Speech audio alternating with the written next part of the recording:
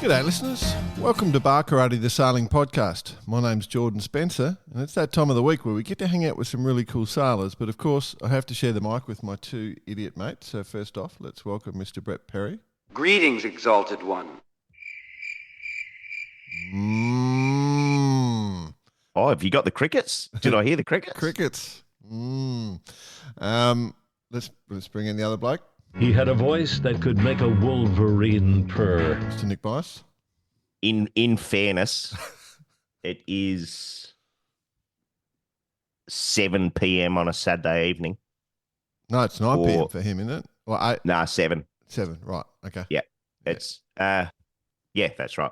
1 hour behind Eastern Central Europe. Yeah. Anyway, 7 p.m. on a Saturday evening doesn't really work for anyone, nor does it work for a guest.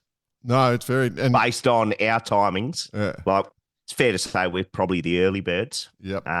Given it's what time it is, 5 a.m. for you, right? Yep. 5:30 for me. Yep. So I wouldn't say struggled to get a guess, but given the short window that we had, which was basically 1 hour within the whole week. Yeah. Yeah, between all the travels this time. Yeah. So there's not many guests that want to come on at 5 a.m. on a Sunday morning in Australia, and Saturday night in Euro, or Saturday afternoon when they're just hitting the water in the US. Yeah. So we're going for a special episode, and we've lost BP because he couldn't even miss out on his Saturday night. We do have some good shit lined up though in the next couple of weeks. We just couldn't pull it together. So it's just for the listeners. And I tell you, boss, there's going to be a whole bunch of international 1 meter people tuning in. Oh yeah, after shout out to them as well. Yeah, good shout out. So but before speaking of shout outs though, quick one to my old mate Mark Thomas, who's celebration of matrimony today. Yes. To his beautiful cat in Palma. So plenty of the team, plenty of mates, plenty of people are celebrating that, and it's fair to say it's going to be a good one. But good one to Mark. Mark and Kat, congratulations. Look forward to catching up soon. I'll give you a bit of a rundown of some of the guests that maybe, a bit of a Bar Karatian, as in sci-fi, will be on site. And someone that we've wanted to get on the show for quite some time now, and we'll get him at some point, Chris Sherlock. Yes. So all I've got to say, with him being at part of this celebration, it's going to be a big one. Well, the rosé will be flowing. Yeah. Yeah. But people in the industry, they know exactly who I'm talking about. So congrats. Yeah. Well, the other person getting married this weekend, it takes all the SailGP people out. It's Bo Outridge. So yes, he's in Japan getting married to his beautiful partner. So yeah. Everyone's getting married. There's a lot of love in the air, boss. Oh, love is in the air. It's that in the time air. of year, you know. That's right. Absolutely. It's so beautiful. Yeah. I'm getting a bit emotional. But good luck to those couples getting married. My nephew got engaged late last night. I saw an email come through from there. So definitely love an email, formal engagement. Text or whatever. On the socials. Yeah. Yeah. It was on TikTok, wasn't it? So, I don't know. Yeah. All right. So with that in mind, we've got plenty to discuss, and I do want to bring up the 1 meters. Holy dooly. Absolutely. Holy. So go on. I was just having a look now. Well, a couple of things to speak about. One, of course, your experience. Yeah. 2, what you witnessed in relation to the delivery of the event. Right. All I see is nothing but praise and basically the way that Weet-Bix put the whole thing together and his team. Yeah. And he's a good man. And 3, viewing numbers. Yeah. I want to delve a little bit into that if we can, if you've got any. I haven't looked up the data on the viewing numbers, but it was big, I think. It was big. It's a game, Basically, it was a game changer. It's a game changer. Yeah. The other thing, of course, that probably is most critical is the power of the reverse curse. Oh, of course. Yeah. The reverse curse. Oh, dude, you should have seen it. Like there was one. So obviously Zvonko won 1 point, right? And he had that reverse curse in his pocket. We'll come back to the racing. But there was one stage during the racing that the Yanks were out we were commentating, and the Yanks was doing all these messages. Our American friends don't curse it. Don't curse it, right? Like they were just getting really fired up. Like, as in the commentators curse. Yeah, the commentators curse. And so there was a race where late in the regatta, and it's an A-fleet race, and there was this. I think there was comment came over. Stop cursing. Don't mention the Americans. Don't mention the Americans. And I just said to the Saskia, who I was commentating with at the time, I don't curse. I've got the reverse curse. Clearly, they haven't heard of the reverse curse. And I said, and they were worried about Pete Feldman. So it was race Pete Feldman, who I think he ended up 5th or something from memory. He didn't have a win the whole regatta, and third last race. That's when it was. And I said, well, I'm just going to talk about Pete Feldman the whole way, and he was going to benefit from the reverse curse. You watch. And he won. The only race he won, I just said, this is the power of the reverse curse. You watch what happens in this race. And he went on and won it. It was hilarious. Nice. The power. That reminds me, and we've spoken about it before, and it's fair to say we don't have the best reputation within licensing, but we could get a silhouette of Zvonko's 1 metre. Just with reverse curse over it for a nice T-shirt, I think. He's a big fan. He's a big fan. Good guy. It was interesting. So, for those who don't know, they are pretty cool little boats. And the racing, if you didn't watch it, you missed out because there was live stream basically from 9:30 a.m. to 5:30 p.m. non-stop live stream with drone coverage and multi-cameras and full commentary team and the whole thing. Like the 1 metre worlds were just, no one worked in RC world for that week. But the last race, so it was quite exciting coming in. I think there was a 7-point gap going into the last 2 races. And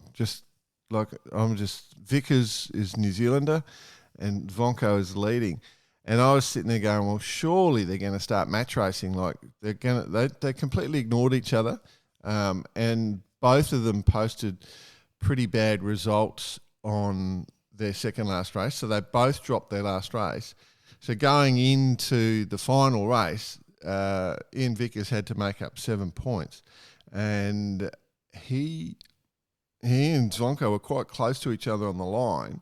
And then this left-hand shift hit just as the gun went, and Vickers was able to roll straight onto port, and he went around the top mark first, and Zvonko was back in the fleet a bit. And then, the race sort of played out, and obviously Zvonko's called in his reverse curse because Vickers dropped back to second just before the finish, and Zvonko got up to 8th, which made it a 1-point victory after 20 races. 20 races. It was insane. And quite different boats, and they sail their boats differently. Like they're really mini yachts the way they sail them, but and they're quite tweaky, right? Very tweaky. You need to basically to get to that next level, call it the top 10. Yeah. Like it's full. You got to have your head fully in that game. Oh, and the way they sail, like they're little micro. The way they can just little. Like gust response with a little bit of micro response with their sails, a little flick off, a little flick on, just such tiny movements, but they've got it, and ruthlessly accurate steering, and it was great. It was great watching. But if you haven't seen it, go back and see it. But the viewer numbers were huge, and the fan reaction was pretty good. There was some people coming in from everywhere. But did I see a bit of social media commentary that someone reverse engineered the speed of the 1 metre and then extrapolated it out, and basically it's doing 50 knots. Yeah. They travel their boat length in 1 second, which is the same as a SailGP boat. Like that's was the equivalent they made. Which you're exactly right. So that everything happens pretty quick. Yeah, it's cool. It was really, really good. And they, the people in Gladstone were just unreal. Had a great time. Weet-Bix was unreal. Him and his wife. So talk to us a bit about the actual event setup. But before you do, I've just had a look on the website again. 29 sponsors. Yeah. From call it major partners all the way gold, silver, bronze, and the supporters. Massive sport. Now, this is what I mean, Harry Fisher and I had spoken about something like this, and this is by all means nothing against clubs or anything, but traditionally, a regatta is just run by the volunteers and the power of the volunteers. Yeah. And generally it's pretty low budget in regards to what the delivery is. Mm-hmm. But the idea of creating a festival around the regatta and get more and more people from the community involved and more money, so the people that travel all this distance get more value out of it. To like I said, Harry and I had spoken about this and tried to do it with the the Dockside Festival and things like that. Yeah. This is exactly what I've seen Weet-Bix and his team have done here. Yep. Created this whole thing, hence why the public of Gladstone, they were fully aware of the event.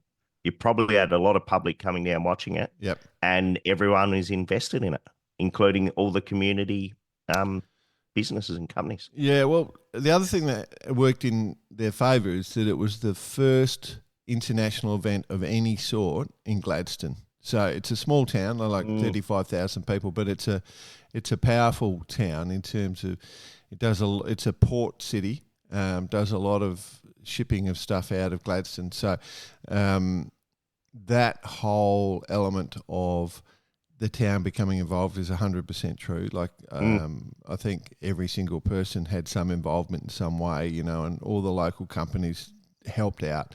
And then with that money, and the fact that we basically, because, we do with Grant Cooper and his team, we do the live stream of the Brisbane to Gladstone yacht race, which is every Good Friday, every Easter Friday each year. So we basically took that whole media model team and dumped it in Gladstone, and were able to just put on this performance, and so the racing was great. The conditions were pretty much fantastic. Like Gladstone's it is RC heaven, in terms of the way the water is and the location, and the spectating was great because this great big jetty that you could they took all the commercial fishing boats off this jetty, these jetties, and gave them big open space. Like, it was amazing. They really disrupted industry for it to happen, and it was great. Like, it was just great. They had all this scaffolding, so they got elevated platforms. Because some of the dudes, obviously, a lot of older blokes are sailing 1 meters, because we've all, there's plenty of top level, there's Olympic coaches and, like Gorgeous Gordon Maguire was there, like it was just a ton of fun. All these top level sailors that, from the world. And they're having a going around on these things because you can race that sort of elite level tactical and smart stuff.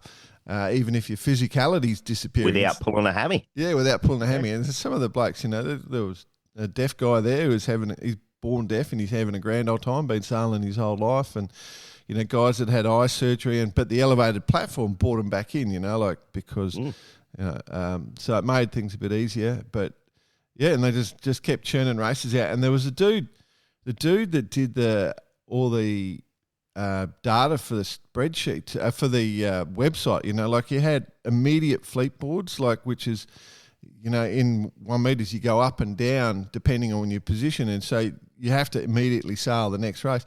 And we had that fleet board would be updated within 20 seconds of the previous race being complete, and then the minute a previous flight being complete, and then the minute a race was complete, the scoreboard was updated within 30 seconds. It was just insane. Like, in terms of... the only thing it missed?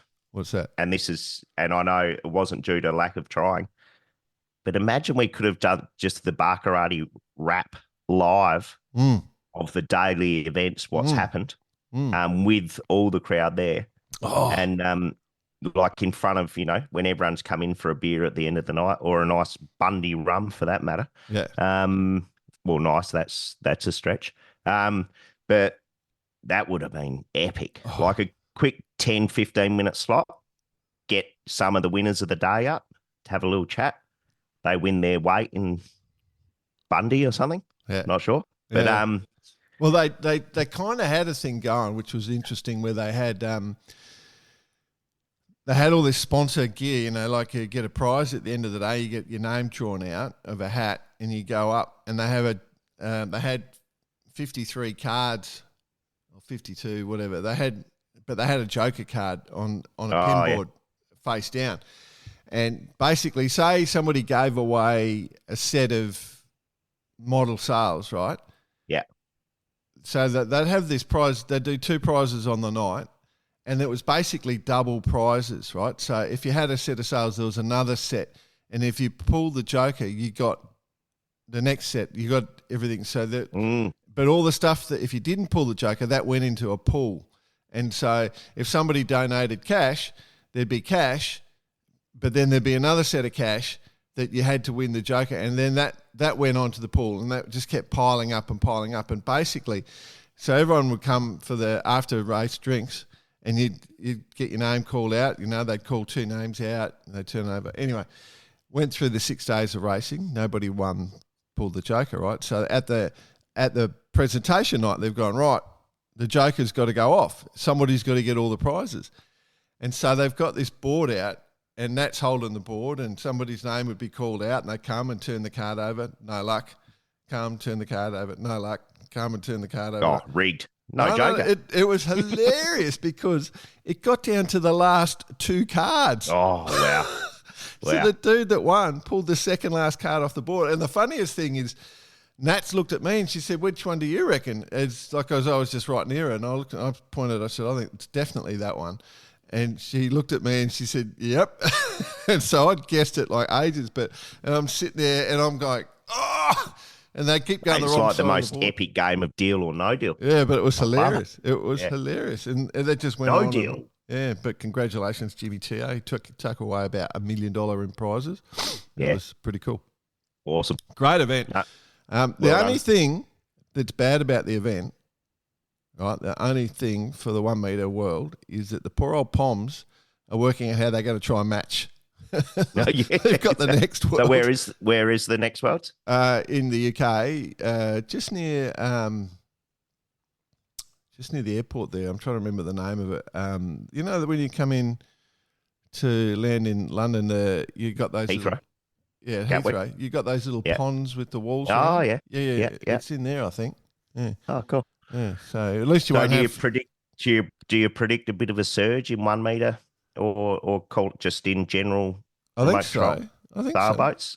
I think RC will get a bit more attention. Certainly, if people will be able to discover all this coverage and just watch it and get, so there's quite a bit of detail because we went into detail and set up boats and tactics and strategy. But anyway, it was good. It was a great event. And as you said, our mate Weet-Bix and his wife Nat, so Grant and Nat just smashed it out of the park. Yeah. No, well done. Everyone involved. Yeah, congratulations. And reverse curse, it's become a force. Yeah. I'm scared of the power of the reverse curse now. Like I'm worried that, we might get people banned if they've had the reverse curse. Actually, outside assistance. If no one hears about the reverse curse for a while, we've been retained by one of the cup teams. Oh. We're not allowed to talk to anyone. Oh, dear. Cool. What should we go to next? Well, let's talk about the guy because he's not here, BP. Right. Let's just talk about where he is, what he's doing. He's back up at the factory in Portugal in Nalo, BP. So Jill, if you're listening to this, he's fine. He's fine. We've had this week. Yep. Jill, as in BP's mum. He's fine. He's in Portugal. Busy little beaver. There wouldn't be one day would go without a little message. I'm busy. Yep, we get it. Yeah, so the old Farex 2, now they've moved it to Nelo manufacturing in Portugal. They've got a real system. So I think boat 9's being laid up at the moment. Boat 7's shipped. Boat 8's just coming out of moulds or whatever. So boat 10's in the being signed or something. So starting to get some traction. And I got it the lines are nice. They're good. She's a kid. I like it. We've seen some performances now on the Solent in that little kind of fleet that they've got going there, of some good performances. I know you and I, we push BP, like what's the rating, how's the performance, all that sort of stuff. Yeah. But now they're actually on the water doing some good stuff. It's nice to see. Yeah, well, I reckon I said to BP the other day, I had a dream. We did the double hander in the Hobart. Oh, yeah. And it was a nor'easter, and we come smoking down day and a half in the nor'easter, got to the corner into the Derwent, and it swung southeast just as we went into the Derwent, and went scooting up, and we finished with the 50s, because I reckon that thing would absolutely smoke downhill all the way. It would be the greatest double-hander ride in the history of the world if you could get a nor'easter Hobart on that thing. Like, it would just be rooster tailing all the way down there. Yeah. Yeah. Very cool. So he's going. So BP and his team keep pushing. Yeah, well, we expect to see them in multitudes of tens out there soon. So I was scared for Nello. Like, they're working so hard on this thing. I thought they'd stop producing kayaks and skis. And I said that. I sent a note to them, and they came back. Oh no, we're good. No, but obviously they do a pretty mean job. Product as well. Yeah. Very cool. SailGP, we're going to do a full feature on Sail. We're going to do our traditional pre-season discussion on SailGP. We'll probably publish that just before 2 weeks' time. We'll publish that. So Jody, our fourth leg for this particular type of discussion, he's at Bo Outridge's wedding as we speak. There's going to be many a SailGPer in the house.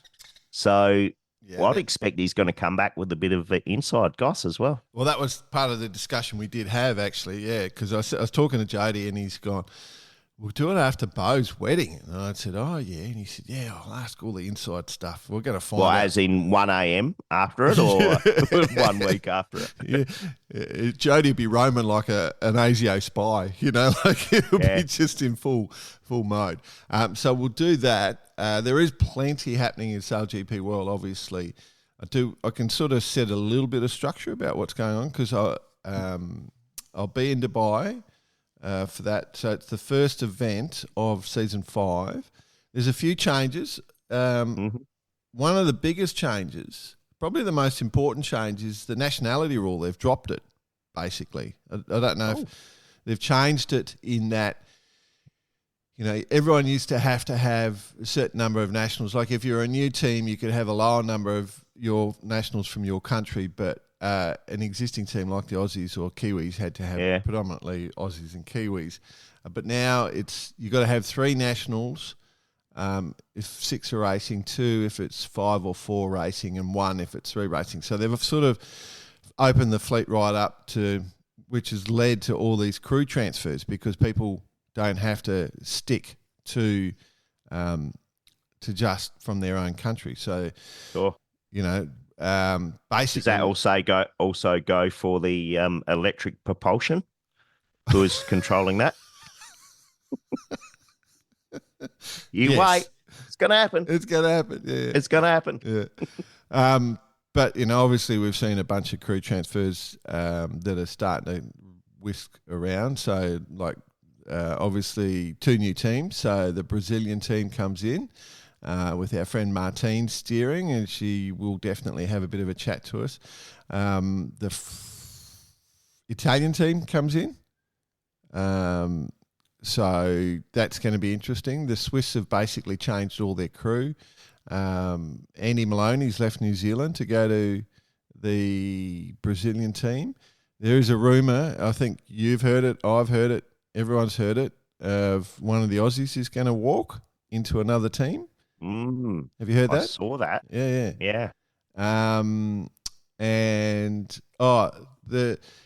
They were only going to have 11 boats, remember, and they weren't going to. One of the teams was going to be dropped, but with all the privatisation going on, France has just elected to stay at get average points for race 1, and will be racing and then pick up their new boat in Auckland, in New Zealand. January. Do we know actually where the regatta is in New Zealand? It's definitely Auckland. Yeah. It's marketed as Auckland, but we had that same experience last year where they said, yep, Auckland, Correct. Auckland, and then, go and visit the Dolphins. Yeah, we went, yes. I'm just looking at the SailGP site, right, front page. Yeah. You're going to have a good time. Oh, none of my music, mate. One, live on Saturday night, we've got Tinny Temper. Woohoo. Mate, if Tinny doesn't get you up there to do a shoey, something's wrong. Yeah, no, I'll be fine. And then, live Sunday, we've got Craig David. Yeah. Presents TS5. I have no idea what that actually means. He did ring me to see if it was worth doing, and I said, yeah. Did he want you to sit on the other end of the piano and play the bass line or something? Chopsticks. Lucky every song required chopsticks, otherwise I'm so everyone who's over there, head down to the Waterfront Premium Lounge presented by Nikki Beach. It's going to be good, especially Tinny. Jeez, I can't wait to hear what goes on with old Tinny Temper. Yeah, I never get to I may not even be saying that correctly. Yeah, no, I have no idea. But, unless Van Morrison turns up, I'm not going. Dire Straits tribute band. Yeah, I could do that. But, no. So SailGP, we'll do full coverage for you, pre-season form, all that. Sure, SailGP have done that, but what do they know? They've done a little season preview. We haven't looked at it because we don't want to corrupt our views. And let's be honest, they don't have the reverse curse we do. I think we actually did we get it right? Did we predict New Zealand? I think we pretty much had a majority predicting New Zealand would win. Well, given New Zealand didn't win anyway. Yeah, I know. I was just trying to work out I don't know why I said that. It'll be interesting to go back over the episode 243 from memory. But yeah. To just go over and see actually how we'll have to do that before we do our little review of the season, just to see how we all shaped up. Yeah. Whether we had the Spaniards up there at all. Good. Anyway, there you go. And then obviously with the Vendee coming up, we're a little bit excited about that. Vendee, good stuff. The Vendee, in the sense that, this is French sailing culture all thrown into these last couple of weeks before the start.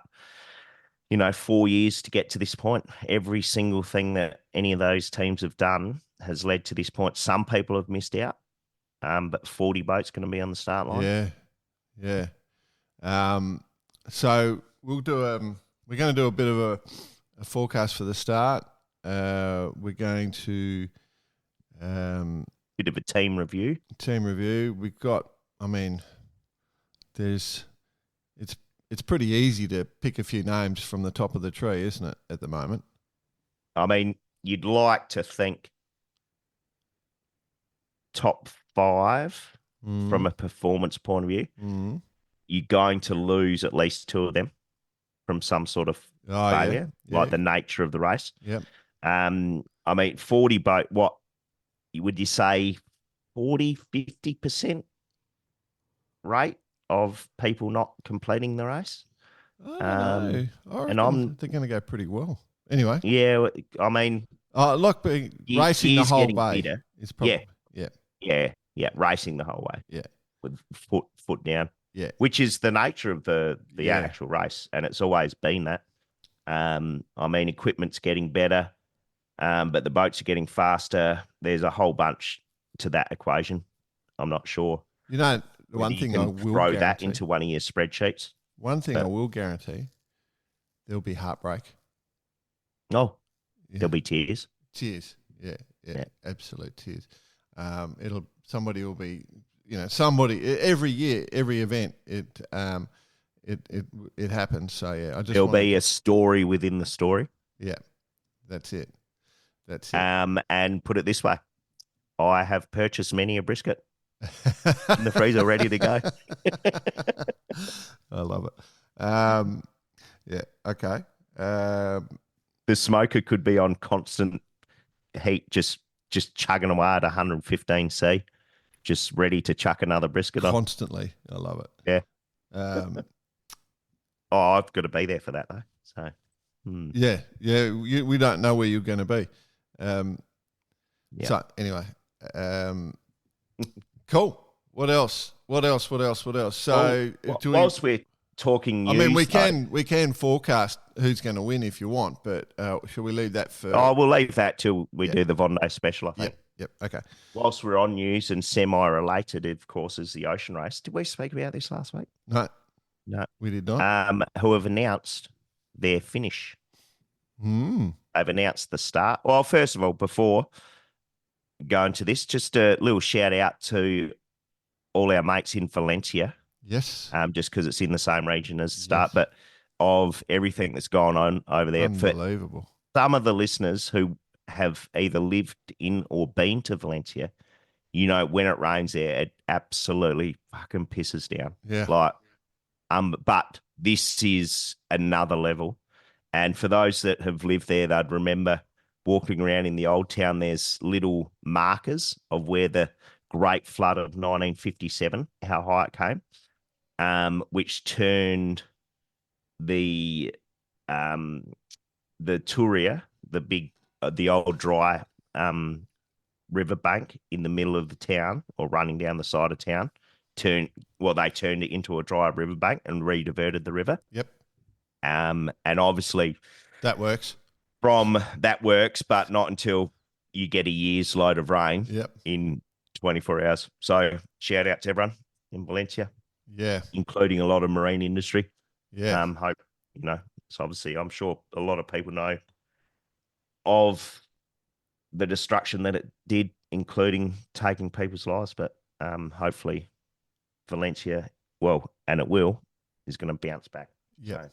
So, but let's move down the coast a little bit to Alicante, of which Alicante in the ocean race have announced, obviously they know where the start is. We haven't seen anything about the middle of the race, but we have seen what the finish looks like. Oh, right. Hit us. Hit me. Have a guess. Take a guess, Jordan Spencer. Where do you think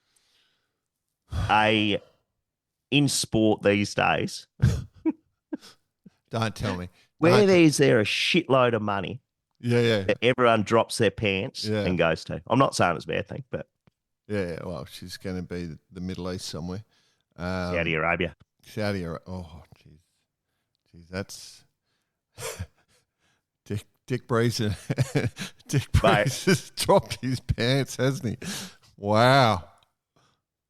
The Ocean Race 2027 will finish in the Red Sea. Wow. Seriously, like this touch of silence right here. Yep. Is obviously I know now because it's having seen the announcement, but I was like, sorry? Yeah. Saudi Arabia, it's clearly we know why it's all done, and there's sponsors involved and a whole bunch of different things. And I guess it's not a desire to go to a venue like that. Having been involved in races before, at which takes you all sorts of places, like Sanya in China, which is linked to a boat. So this is my prediction. Dubai was linked. Abu Dhabi was linked to a boat. Yeah. So I wonder, out of all of this, are we going to see an entry from the Middle East, or is it pure pant dropping? Off we go. We're heading there. I'm just trying to work out how they're going to come into the Red Sea. Like, are they going to? No, I think. How do you go around the world and then are they going to come back into the Mediterranean and then go through the bloody Suez Canal? Back into the Med, and I believe assembling somewhere. And I thought I read it. Maybe they're going on a ship. They're assembling the penultimate leg of the ocean race be from a European port to a finish line in the Mediterranean Sea of Port Said Egypt. Okay. The race fleet will then assemble to transit together to the Red Sea via the Suez Canal. Hopefully no ships are crossed up. For the start of the final leg, which will be 130 nautical miles to the finish line just off Amala. Okay, well, that's going to cost a lot of money. So, there's a heap of money behind all that. Imagine, how one element of the boatyard boss was doing all the security for everyone and the sailors and stuff? Mm-hmm. And, that security team, would you like to be doing that right for this race? I mean, certainly it's probably not as prevalent as the days with the pirates and stuff. When they're coming in the other way, but she's coming in, but there are a few missiles flying overhead at the moment. So, I'll tell you what, the world's changed. We all get it, but there's probably a lot of ex-Ocean Race, Volvo, Whitbread people just going, what? Where the hell? How the hell has this happened? Yeah, in our race. Wow. A race built off history. Wow. And you got to create new history and all that sort of stuff. But I kind of feel like I'm now on the PGA side, not the live golf side. Yeah. But I really like the live golf side. At least the sail through the Med will be interesting. That'll be a pretty cool adventure. The other thing, of course, it brings the orcas back into play. So, Team Orca. 100%. Yeah. She's a double whammy going in and out of Gibraltar. Yeah, Team Orca. Get a wonder double if hit. The orcas are just going to hang out there or they're going to get onto the Union. The Union is strong, it has been beating. You've got two halves of a game here, so there'll be a halftime break and then they're back. So, this will be interesting. Yeah. Wow. Just lastly on that, it's not a beat up on the race, but it's just a bit. No, not at all. No. You got to do what you got to do to survive. Yeah, we'll cover it, and that we get it. Yeah. So yeah, cool. All right. Cool. All right, I think that calls for this, my friend.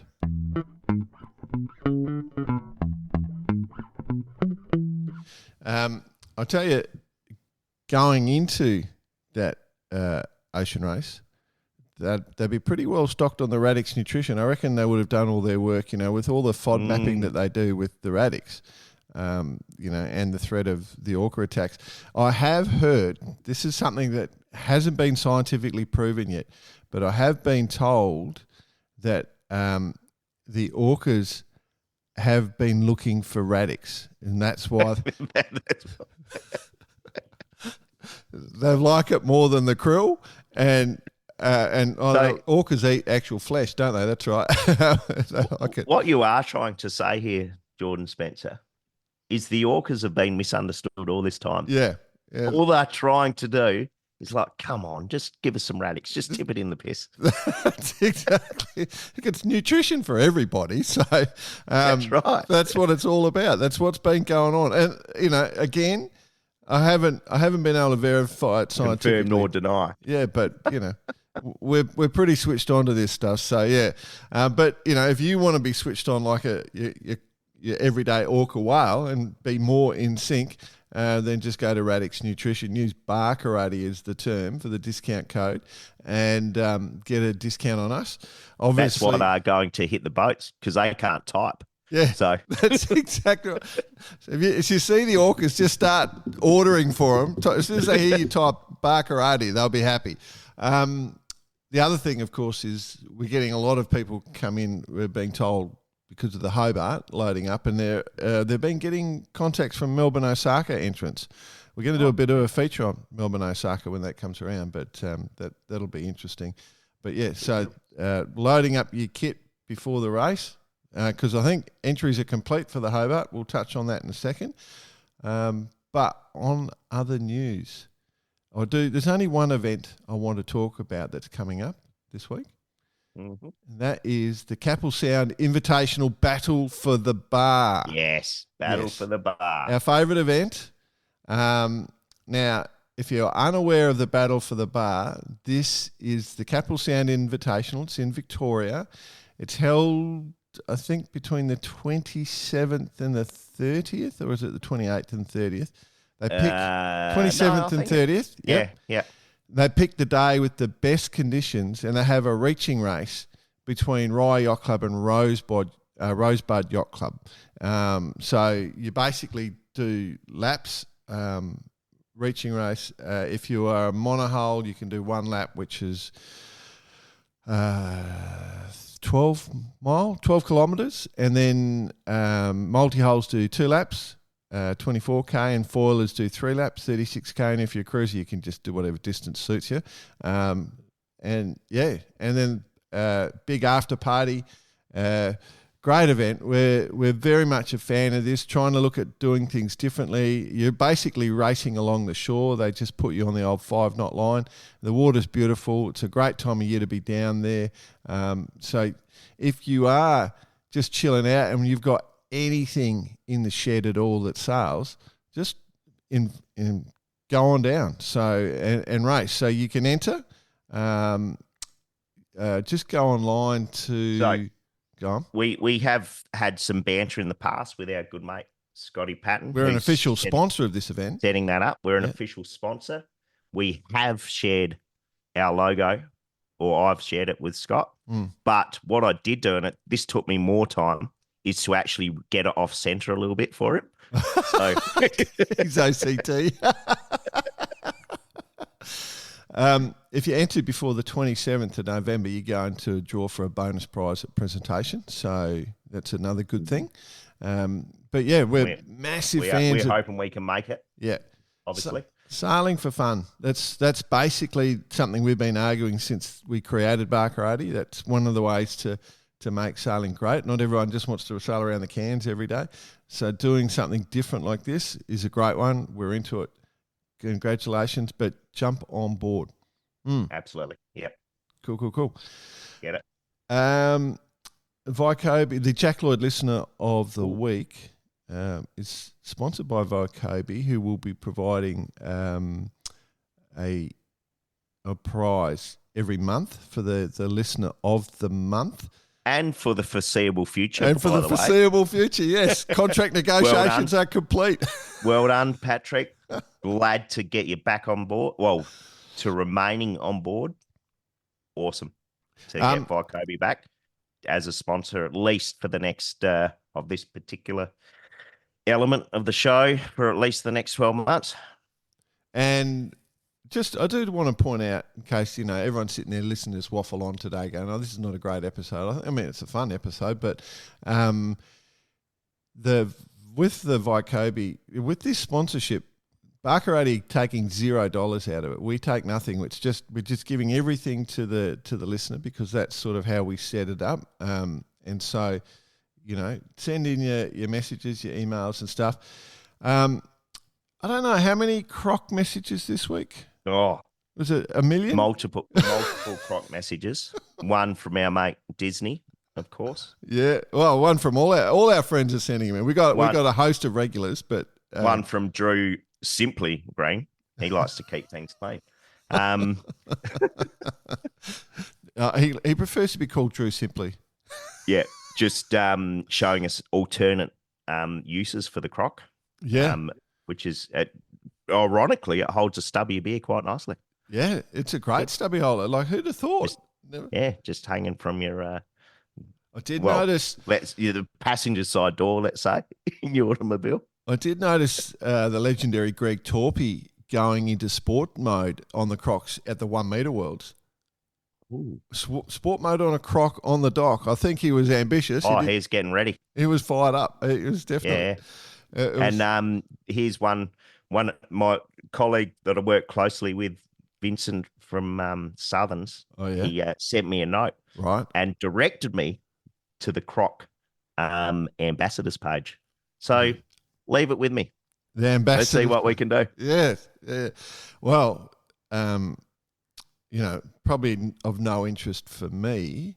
Could be quite a peter out, but let's see. It will be a peter out. But no, I think, if Croc were smart, seeing we've actually created this whole focus on crocs. Croc mania again. Yeah, we've created it. I will say, probably no interest for me, but I did get quite a few links to a waffle maker that makes in crock shape. So crock shaped waffles. Basically, this has brought you on board. You have to say at some point in time, I love Crocs. It's the first time I've been interested in a set of Crocs. With a scoop of ice cream and some maple syrup, please. Yeah. All that. But, that was just fantastic. We probably might do quite a bit of that, put a few of them together because we've got a bunch. And we've got a bunch of bar karate stuff as well. If you're listening for the first time, bar karate, the name comes from... when you go to the bar after sailing and you see people describe the race with their hands, they hold their hands up and go, I was going this way and then you were here and then I tacked under, and you use your hands to describe. And so we get sent bar karate stuff all the time. Another one, Finn Alexander, who's a former guest on the show, former guest, sent Rafa Trulio. Sent doing full bar karate in full Australian uniform and just been named Australian Coach of the Year. So, so we've got that one. Got a few emails this week. Probably, I'm going to say none of them are going to win the Vycobi Listener of the Month, if I'm brutally honest. I'll give you the criteria. Yep. If we get an email sent to cheers@barkarate.com, let's be honest, that's probably the platform that all of us see at the same time. Yeah, preference there. Yeah. If there's instant banter between BP, Jordan, Spencer, and Bice, we know it's a good one. It's kind of got through the smell test. Yep. And it's like, yeah, here we go. All right, this is good. Good banter. So that's what we love. All the other platforms, we kind of see it all come in at different times, depending on zones and different things like that. But still, don't be afraid to send in any way you want. But we like something that sparks our discussion as well. Yep. Probably the only email that, there was a lot of Croc stuff which we sort of covered, but we did get one from Patrick Parisian. Now, Patrick is known as the Prince. He is larger than life. He's a dude. He's a good dude. Met him at the 1 Meter Worlds. He went up there to volunteer. So he headed up to the Worlds as a volunteer to donate his time. And then somebody got sick and there was a spot available and he was next on the line in qualification. So he borrowed a boat and sailed the Worlds, and he did pretty well. Like he had some great, but they all got these. They look like they're going to lobster restaurants. They all wear these bibs with their numbers and names on, and his just says the Prince on the back. And he was great fun. And he just sent it. He said, "G'day boys, loving the content as always. Just want to say thanks for promoting radio sailing, twiddling, and specifically the 1 Meter Worlds. Big thanks to Coops, Turts, Lady Saskia." She got some attention. And Jordan for the entertaining, insightful commentary on the YouTube stream. Had many positive comments from non-sailors that love being able to follow the technicalities and ultimately piqued their interest. So that's interesting. He said taking part in his first Worlds was a great experience, receiving a late call-up and sailing a borrowed boat. I can only encourage more yachties to join in the fun, as Bruce Farr, Ken Reid, Gordon Maguire have done. And Jordan is rumoured to do no. Keep no more boats, nothing. Keep the bar karate banter going. So he's across bar karate. He's across the banter. No, I have not even looked at buying a boat. But a lot of people did after that regatta, is all I'll say.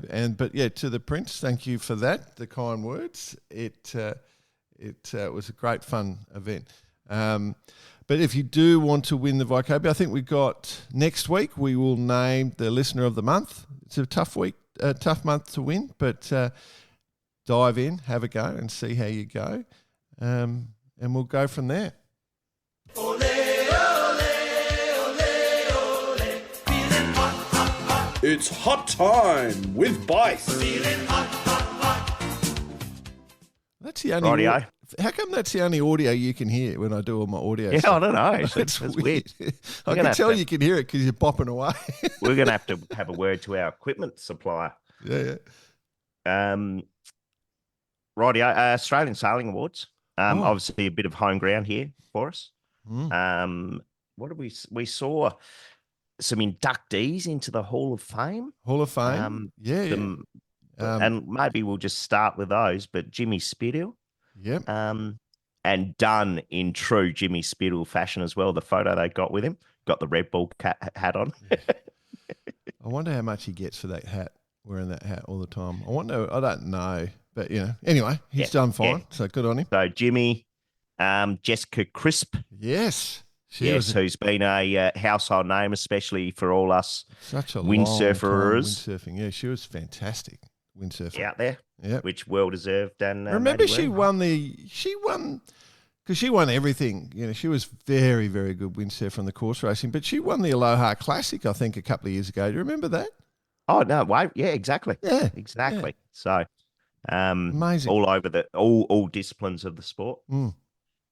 And Matty Wern. Yeah, well, I can't immediate inductee straight into the Hall of Fame. That's understandable. With Wernie also walking away with the male sailor of the year. Yep. And Brianna Whitehead taking the female sailor of the year. So the question I have, obviously, with Australian sailing, we've had close ties with Alistair Murray, AMAM. Chairman of Australian Sailing. He's stepped down. He's done his term. Handed over to Chev. So this is the question I have for you. We've received plenty of nominations for sports promotion and never even got a look in. So we've been unloved by Australian Sailing. I thought we'd get into the Hall of Fame already. I thought we'd be quickly rushed into the Hall of Fame. So we've lost AMAM, but now Siobhan Brulin is in there. Yeah. Do we have an even better in? Is Siobhan going to be even more proactive? We could pull the SA card. Yes. For sure. Yeah. Yeah. All right, Chev. Yep. I think you know what to do. It's about time straight to the hall. That would be hilarious, wouldn't it? Hall of Fame nomination, Barker. Yeah. So it's... All right, we'll be 20 years into this show. Still chipping away. Yeah, no prices. By the way, we don't do this for money. That's right. I think they're worried that what we'd do if we turned up to the presentation. That is my opinion. No. I think that. Well, that they made that mistake last year when they said we don't have time for speeches, and all of a sudden you could just hear every bottle go.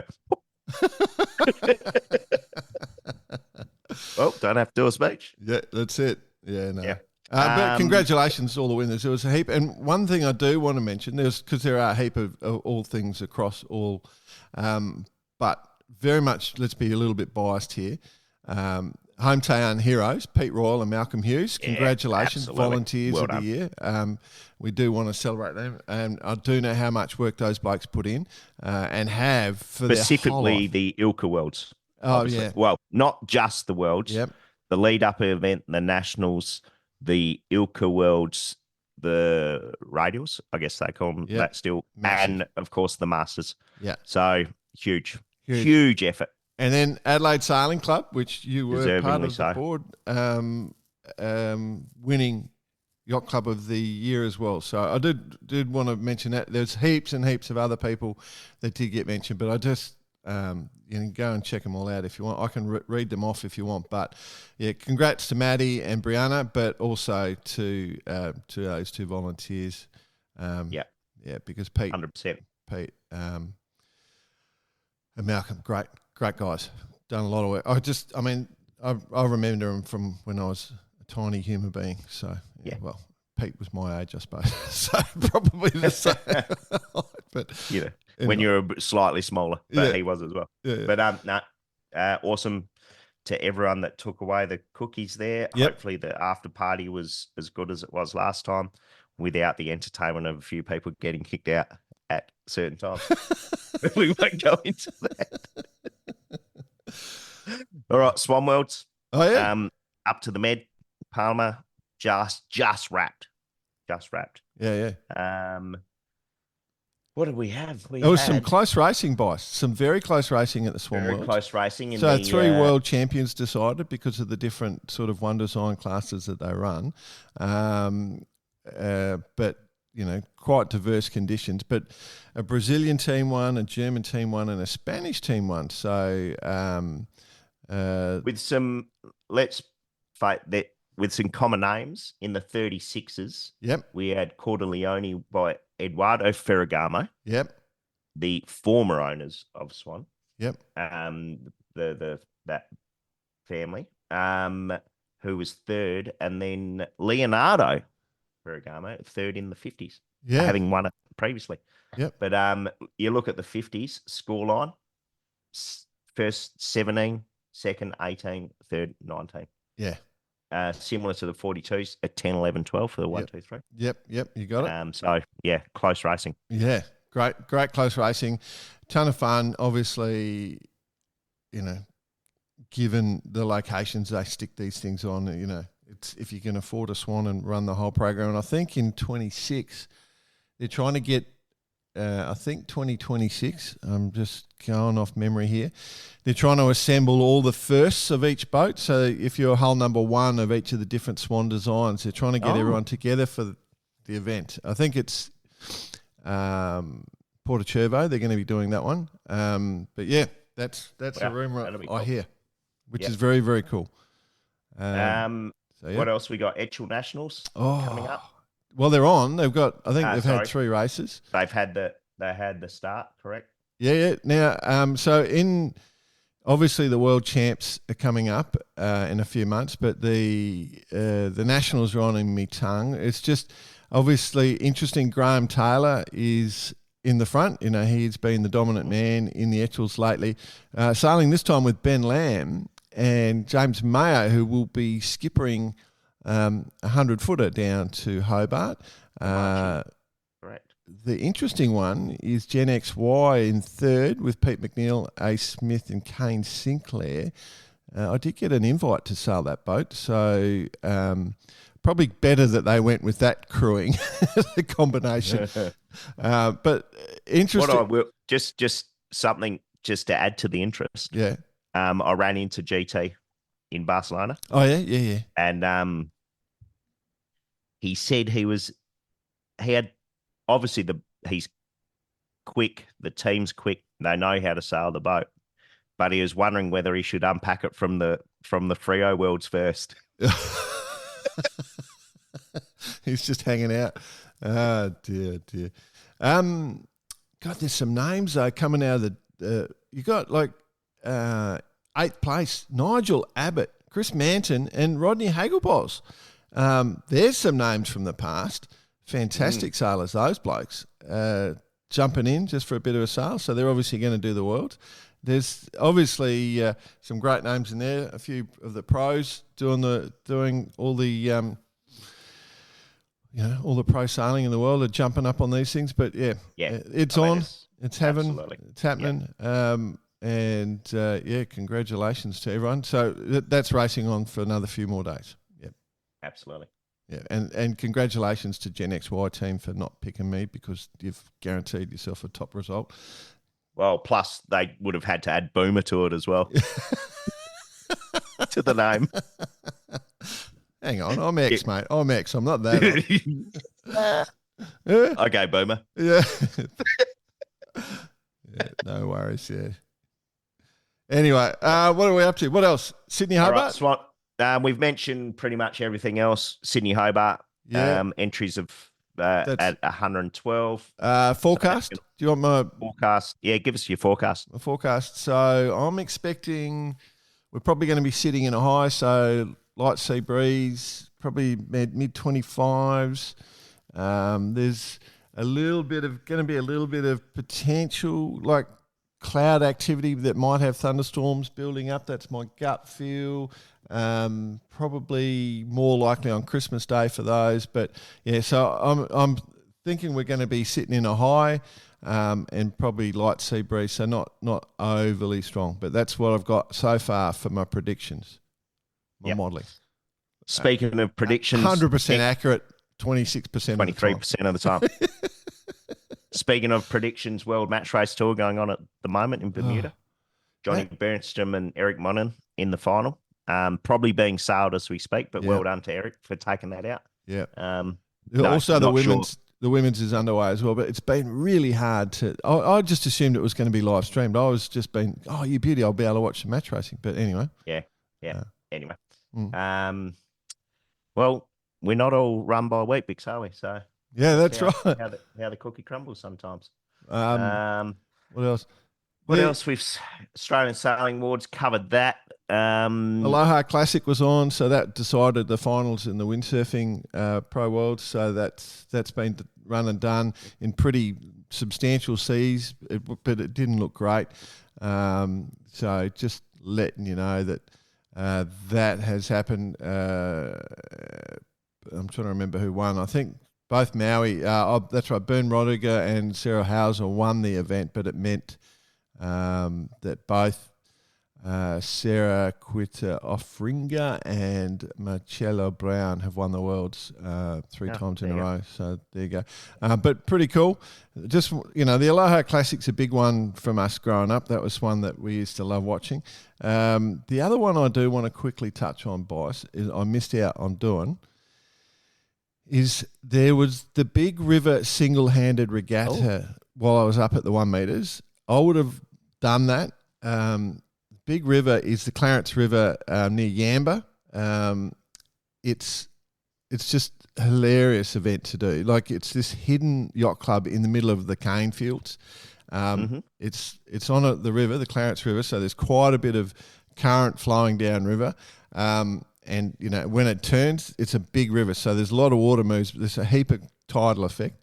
And it's this, to get to it, you got to turn off a major highway, then you drive down this little dirt road for, it's a bitumen road, but pretty much a dirt road, for a few Ks, and you pull up and there's a clubhouse the size of about 2 or 3 containers, not very big, and then it's just completely surrounded by grass and big trees, and you just drive your car onto the grass, you set up camp, and you just go for a sail. They put on barbecues. It is a great event to do. Absolutely fantastic event, and I missed it, and I'm devastated.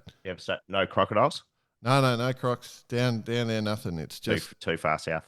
Yeah. But the course is hilarious. You got to pay. You got to be in attendance for briefing, because they're sort of the guy that sets the course. I don't know whether he's got Alzheimer's or he's drunk or he's just taking the piss. But there's all sorts of craziness goes on with the course. It is funny. So yeah. But it's a good event, and I just thought I'd give them a free plug, because it's a great place to go, and if you can make the effort, do it. And they do a few regattas each year, but this was the single-hander regatta, which would have been fun. Yeah. So I've still got a boat in the shed. I think that's it, isn't it? Have we got anything else? That's it. Go ahead. Just a bit of fun this week with Barkarati hoodies.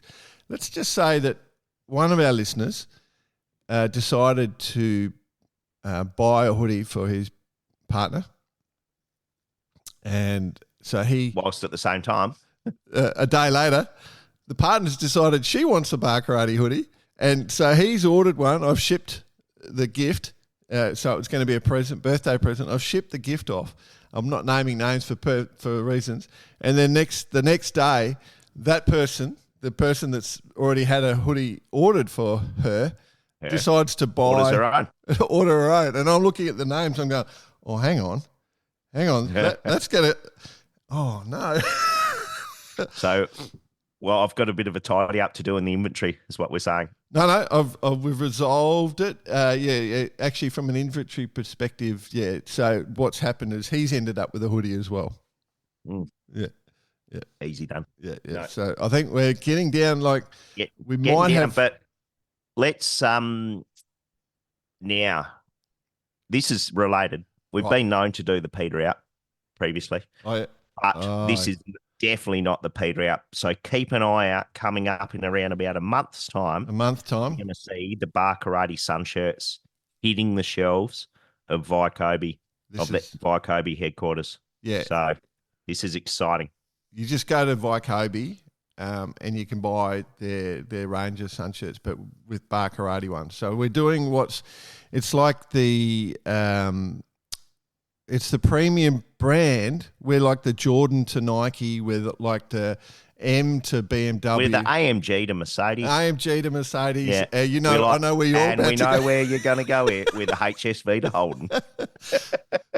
So but those sun shirts are going to be unreal. They're unreal. Like we argued for it took a long time to get the right look, but we've got it now, I reckon. We've got it. And love it. The Vycobi team doing that. So that'll be good. And we're just saving, because they're about to have their biggest sale ever. Biggest sale ever. Yep. Keep an eye on the socials, on their website. There's going to be some bargains had for everyone out there.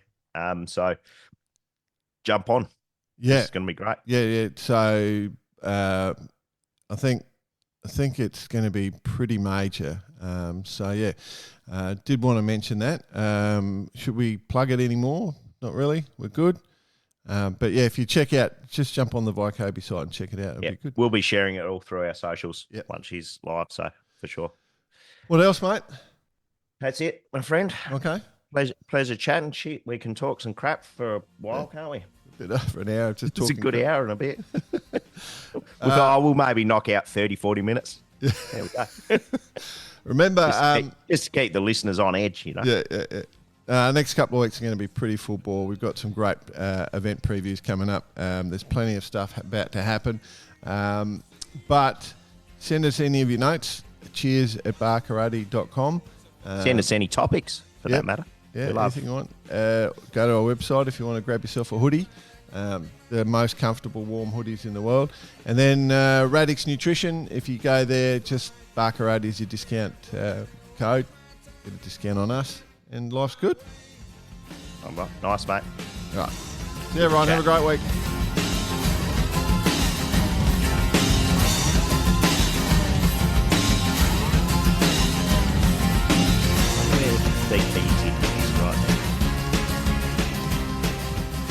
Probably deep into a Superboc, one would assume.